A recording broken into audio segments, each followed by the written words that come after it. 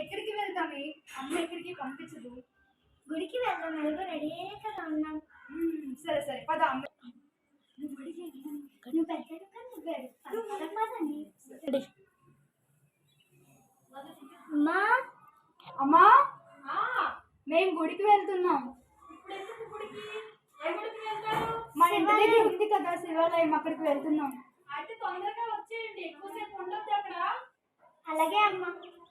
చేసుకొని ప్రసాదాలు తినుకొని లేట్ గా రావద్దు. సరే అమ్మా, తొందరగా వచ్చేయండి. సరే అమ్మా. అమ్మ ఒప్పుకోదంటే అమ్మ ఒప్పేస్తుంది. ఈవినింగ్ వరకు వచ్చేద్దాం. అలాగో అమ్మ ఇంటికాడ ఉండదు కదా, మనం సాయంత్రం వరకు ఉండి వచ్చేది. కానీ అమ్మ వెళ్తుంది కదా. సరే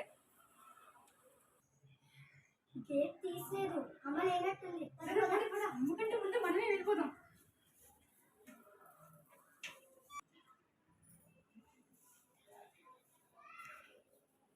అమ్మ లేనట్టుంది, పద వేగంగా డ్రెస్ చేంజ్ చేద్దాం.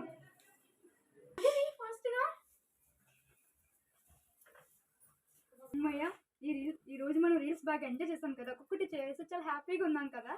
స్వీట్ ప్రసాదం కూడా చాలా బాగుంది కదా. కదా అమ్మ వచ్చినప్పటికి ఇవన్నీ చేస్తాం మనం. బట్టలు మార్చుకోవాలి. అమ్మ వచ్చేస్తుంది కదా. ఎప్పుడు వచ్చారు మీరు? అమ్మ మేము ఇంటికడే వచ్చేసామమ్మా.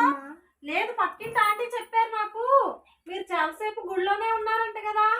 కాదమ్మా, మేము బేగనే వచ్చేసామమ్మా. ఏమో ఆంటీ మీ పిల్లలు వీడియోస్ అవి చేస్తున్నారు ఇక్కడ అని చెప్పారు.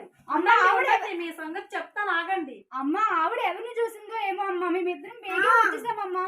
మరి ఇంకా డ్రెస్ చేంజ్ చేసుకోలేదు, ఆగండి మీ పని చెప్తాను.